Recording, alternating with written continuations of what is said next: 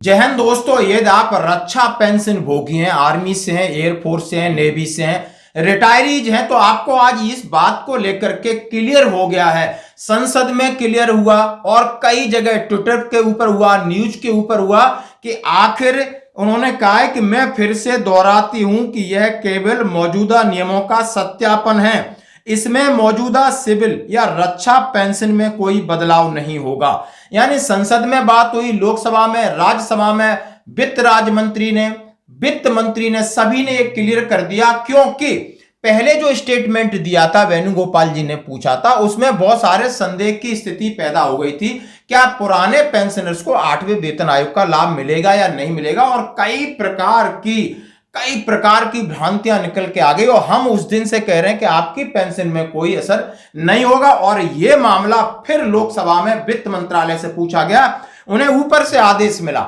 यानी इतनी सारी मेल वहां गए कि आखिर ने आपका जो स्टेटमेंट है उसका क्या मतलब निकालें। अब वो जो कंफ्यूजन था, उन्होंने खुद प्रतिक्रिया आई है राज्यसभा में, आप राज्य मंत्री का, फिर वित्त मंत्री का, और फिर तमाम तरीके एनालिसिस हैं, सबको आपको देखना होगा और निश्चिंत रहना होगा कि आपको वन रैंक वन पेंशन भी हर 5 साल बाद मिलेगी। 8वें वेतन आयोग का फायदा सभी पेंशनर्स को उसी तरीके से मिलेगा जो लोग यानी सर्विंग सोल्जर हैं। हमारी पेंशन समानता रहेगी और यह नियम पक्का है, यह पॉलिसी है। और ये पॉलिसी है आपकी यानी 7 नवंबर 2015 की, और उसमें सारी शर्तें। तो इसी के ऊपर बात करूंगा। सबसे पहले जरा ये तो सुनिए कि लोकसभा राज्यसभा में वित्त मंत्री निर्मला सीतारमण जो अंग्रेजी में बोल रही हैं उसका क्या मतलब है। अब उन्होंने सीधा सीधा अपने ट्विटर पर भी लिखा है, और माननीय प्रधानमंत्री जी को सीधा सीधा आप देख सकते हो, निर्मला सीतारमण का ट्विटर में दिखा रहा हूं। उन्होंने कल डाला, माननीय प्रधानमंत्री श्री नरेंद्र मोदी जी ने 2025 केंद्र सरकार कर्मचारियों के लिए, पेंशन भोगियों के लिए वेतन और लाभों को संशोधित करने के लिए 8वें वेतन आयोग के स्थापना की मंजूरी दी। सभी केंद्रीय सरकारी पेंशन भोगी जो जनवरी 2016 से पहले सेवानिवृत्त हुए थे, उन्हें 1 जनवरी 2016 के बाद सेवानिवृत्त हुए कर्मचारियों के समान पेंशन मिल रही है। अब ये क्यों कह रहे हैं? क्योंकि 2016 का 7th पे सीपीसी इन्होंने घोषणा की। अब इन्होंने इसलिए बोला कि ताकि हमने ये कोशिश की, उन्होंने कहा है कि जो पिछले वाले पेंशनर्स हैं, पिछले वाले कहां तक उन्होंने बोला है कि 6ठे वेतन आयोग के बाद का पिछले वाले 1 जनवरी 2006 से 1 जनवरी 2016 के बीच, और 1 जनवरी 2016 के बाद हमने सबकी पेंशन बराबर कर दी। अब इन्होंने सीधा आरोप क्या लगाया कि 6ठे केंद्रीय वेतन आयोग द्वारा जो सिफारिशें की गई उनमें पेंशन भोगियों के बीच भेद किया था, और इसे ही संशोधन के रूप में, मान्यता के रूप में लाया गया। उन्होंने कहा है कि 6ठे वेतन आयोग जो कांग्रेस पार्टी ने लगाया था, उसमें 2006 के बाद की पेंशन और 2006 के पहले की पेंशन में भेद था, अंतर था। उन्होंने कहा किसी भी तरह से वर्तमान चरण में मौजूदा सिविल पेंशनरों के लिए निर्धारित मौजूदा पेंशन को परिवर्तित नहीं करते हैं। सत्यापन नियम किसी भी तरह से रक्षा पेंशन भोगियों को प्रभावित नहीं करते हैं, क्योंकि वे अलग नियमों के अंतर्गत आते हैं। अब ये आपके संदर्भ में बता दिया कि रक्षा पेंशन भोगियों की अलग पॉलिसी है, जिसमें one rank one pension include है। उसमें तमाम तरह की चीजें, वहां इन नियमों को हटा दीजिए। और इन्होंने कहा है कि यदि पेंशन नियम अनुदेश को संशोधन नहीं है, बल्कि 1 जून 1972 से, अर्थात जिस दिन से सीसीएस पेंशन नियम लागू किया है, उसकी पुनः पुष्टि मात्र है। 6ठे केंद्रीय वेतन आयोग ने 1 जनवरी 2006 से पूर्व और उसके बाद के बीच में अंतर कर दिया था। कांग्रेस गवर्नमेंट ने इसके ऊपर उन्होंने कहा है कि कट ऑफ डेट 1 जनवरी 2006 की कट ऑफ डेट को पेंशन में अंतर किया जाएगा। ये वेतन आयोग की रिपोर्ट थी, 6ठे वेतन आयोग की, कि भाई 1 जनवरी 2006 से बाद का और पिछले वालों का अंतर होगा। अब 7वें केंद्रीय वेतन आयोग ने 1 जनवरी 2016 से पूर्व और बाद में समानता ला दी। अब वो अपनी पार्टी की बात करें कि हमने पूरी कोशिश की है, सबको बराबर किया। अब मैं फिर से दोहराती हूं कि केवल मौजूदा नियमों का सत्यापन है, इसमें मौजूदा सिविल या रक्षा पेंशन में कोई बदलाव नहीं होगा। अभी आपने समझ लिया। अब इसके बाद हमारे एक सीनियर एडवोकेट हैं कर्नल साहब, उन्होंने कहा है applicability of the 8th CPC to the pensioners, lots of rumor floating around. Please don't jump the gun and read this.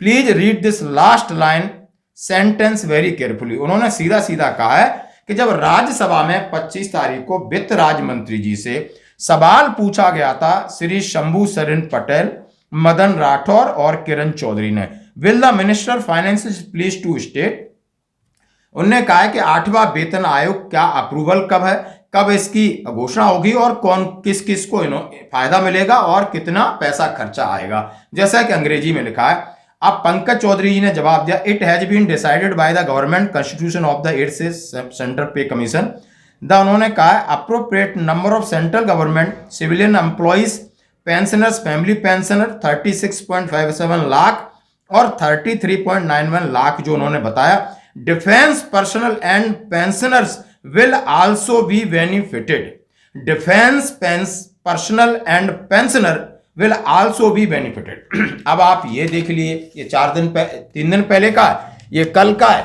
ये सारी चीजें कर दी।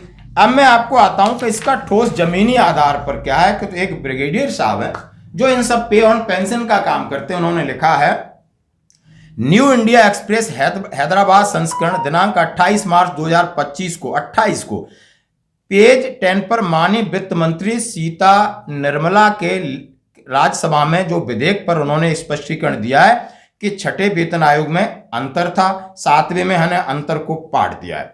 मेरी गणना ने केंद्र सरकार के नागरिक पेंशन भोगियों के लिए उसके बयान को सही साबित किया है, लेकिन रक्षा सेवा पेंशन भोगी जो 2 वेतन आयोग में अलग अलग एमएसपी के कारण ओआरओपी का लाभ उठाते हैं, जो जनवरी 2016 को या उसके बाद सेवानिवृत्त हुए हैं, उन्हें जनवरी 2016 से पहले सेवानिवृत्त लोगों की तुलना में अधिक पेंशन मिली है। माननीय वित्त मंत्री ने बताया कि जनवरी 2025 में माननीय मोदी जी ने 8वें वेतन आयोग की स्वीकृति दे दी है।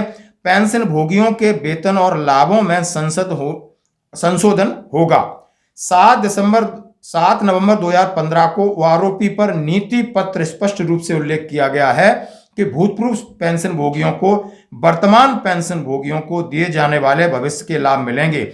इसलिए ओआरओपी का लाभ उठाने वालों को किसी भी समाचार पत्र की रिपोर्ट से डरने की जरूरत नहीं है। इसमें गलत सूचना दी गई है कि 8वें वेतन आयोग का लाभ केवल उन लोगों को दिया जाएगा जो 8वें वेतन आयोग लागू होने पर या उसके बाद सेवानिवृत्त होंगे। आप समझ सकते हो, यानी चारों तरफ से इस बात को क्लैरिटी मिल गई और मैं लगातार इस बात का खंडन कर रहा हूं कि नहीं, ये सारे इन्होंने एनपीएस और यूपीएस को लेकर के अपनी बातें कही हैं। इनने कहा है अपने बजट का प्रावधान के लिए कहा है कि भाई 6ठे वेतन आयोग में आप लोगों ने अंतर पैदा किया, हमने 7वें में अंतर को पाट दिया है और अब आगे रिकमेंडेशन क्या हो सकती है उसकी संभावना, क्योंकि 6ठे वेतन आयोग ने रिकमेंडेशन दी थी कि जब वेतन आयोग बैठता है तो पिछले और नए पेंशन में अंतर हो सकता है, एक रूपता जरूरी नहीं है। इस पर यह बहुत सारा स्पष्टीकरण उन्हें फिर राज्यसभा में आकर के